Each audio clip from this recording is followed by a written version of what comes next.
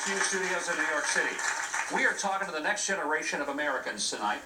And you know, all during the time I was governor, I used to go to high schools, and I'd get in front of a high school audience, and I would say, how many of you are interested in politics and government? Not a single hand would go up in the crowd. So then I would say, boy, that's good to hear. I'm so glad you don't care about government and politics. And when I said that, they always kind of tuned in just a little bit. So I'd say, well, here's the reason I'm glad you don't care about it, because, you know, we've been figuring out that most car accidents happen with male drivers under the age of 25, and we figured we could save a lot of money and a lot of heartache if we raise the age at which a person can get a driver's license to 25. Now that got their attention. And usually they would start booing and yelling, and I'd say, oh, but there's more.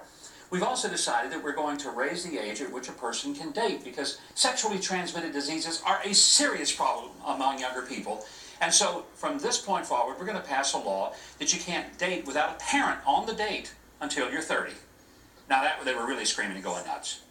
And then I would say, all right, we're also going to do one other thing. We're going to make it where you can't buy alcohol until you're at least 28 years old, because after all, underage drinking is a real problem, and this way we could solve all that.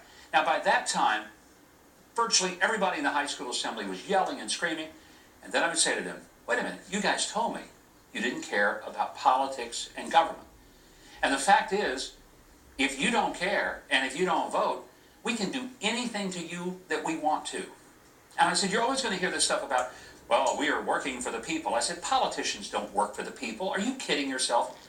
If you think that, you're naive, because the truth is politicians work not for the people, work for the voters. The voters are the ones who hire them, and the voters are the only people who can fire them. Well, according to Fox News exit polls, only 13% of Americans between the ages of 18 to 29 even voted in the midterm elections. Now, that is an alarmingly low number for a generation that's going to be tasked with taking over the country in the next couple of decades. Millennials say they want their voices to be heard, but how can they be heard when they don't show up to the polls? So why aren't they voting? And what will drive them to vote in the future? Throughout tonight's show, we're going to be joined by a panel of millennials and an audience of young people to focus on what issues matter to America's next generation.